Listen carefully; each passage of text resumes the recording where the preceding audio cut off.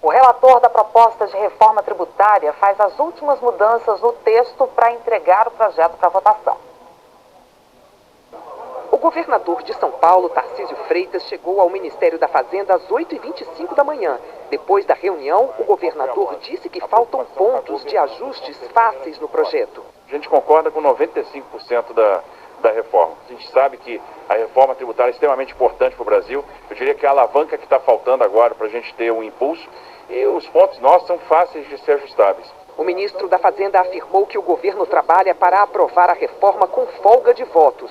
Nossa atuação tem sido técnica, no sentido de dar ao relator as melhores condições de incorporar eventuais mudanças no texto para que ele seja aprovado com ampla margem. Nós queremos superar o número mínimo para passar a ideia, tanto quanto aconteceu com o marco fiscal, de que é um projeto de país que está em curso, de que é algo que é para as futuras gerações. A proposta da reforma tributária prevê a unificação de 5 tributos: IPI, PIS e COFINS, que são federais, mais o ICMS, que é estadual, e o ISS, que é municipal. Esses tributos deixariam de existir. Seriam criados 2 IVAs, Imposto sobre Valor Agregado. Um IVA seria gerenciado pela União e o outro teria gestão compartilhada por estados e municípios. Desde a segunda-feira, há um esforço para se construir um texto que simplifique o sistema tributário e que, ao mesmo tempo, não aumente a carga de impostos, como teme o setor produtivo, nem comprometa a arrecadação e a autonomia dos entes, preocupação de governadores e de prefeitos. O relator, Aguinaldo Ribeiro, do Progressistas, vem negociando ajustes após sugestões de governadores do Sul, Sudeste e de Mato Grosso do Sul e parlamentares. A reforma prevê a criação de um conselho federativo para centralizar a arrecadação do futuro Imposto sobre Valor Agregado, que vai substituir ICMS e ISS, e distribuir as parcelas correspondentes para cada ente da federação. Os governadores do Sul e Sudeste temem perder importância se for considerado um voto por estado para compor o conselho. As regiões Norte e Nordeste teriam mais peso porque reúnem 16 dos 27 entes da federação. Por isso, uma das sugestões é que cada estado tenha um voto no conselho, mas que cada região do país também tenha um peso diferente no debate sobre a divisão dos recursos.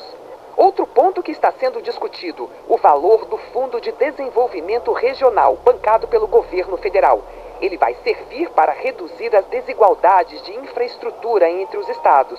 O valor proposto é de 40 bilhões de reais, mas existe uma pressão para que esse valor suba. Os governadores também pedem prazo maior para que o novo sistema de impostos entre em vigor. Existem demandas que dá para a gente convergir com os outros governadores, com os municípios, para que a gente tenha equilíbrio na governança, mas numa arrecadação centralizada, que é o que nós preconizamos, e nós estamos evoluindo bastante para que nós possamos cumprir o calendário. O relator da reforma voltou a afirmar que não haverá aumento de carga tributária nos itens da cesta básica.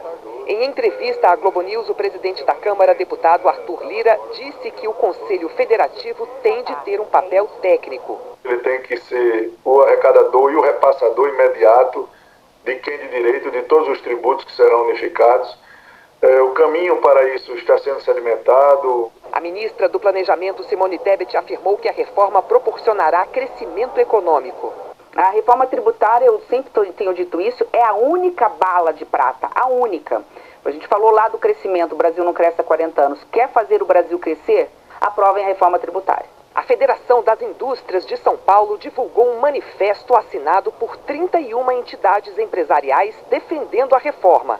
O texto diz: o Brasil tem pressa, precisa de investimentos, inovação, menos burocracia, ser mais competitivo, eficiente, criar melhores empregos para desenvolver-se e garantir o bem-estar de todos. Tais objetivos exigem uma reforma tributária abrangente, homogênea e moderna. Hoje, a Confederação Nacional dos Prefeitos, que reúne 5.200 municípios, divulgou um manifesto em favor da reforma. A posição difere dos prefeitos de capitais, que ontem pediram o adiamento da votação e mais discussões do projeto. Em meio às negociações, o governo liberou 2 bilhões e 100 milhões de reais em emendas parlamentares de diversos partidos, governistas e não governistas. No fim da tarde, houve mais uma reunião entre o ministro Fernando Haddad, o relator da reforma, o deputado Baleia Rossi, presidente do MDB, e o secretário da reforma tributária, Bernard Api. Aqui no plenário da Câmara, os parlamentares aguardam o início da discussão da reforma tributária. O presidente da Casa, deputado Arthur Lira, disse que pretende iniciar esse processo ainda hoje e começar a votar a proposta amanhã. A reforma tributária precisa de 308 votos em 2 turnos de votação para ser aprovada. A reforma tributária pode ir à votação mesmo com a pauta do plenário trancada na Câmara. Por ser uma proposta de emenda à Constituição, ela pode ser votada antes do projeto sobre o voto de qualidade no Conselho Administrativo de Recursos Fiscais, o CARF. Esse tem urgência, mas só impede a votação de outros projetos de lei.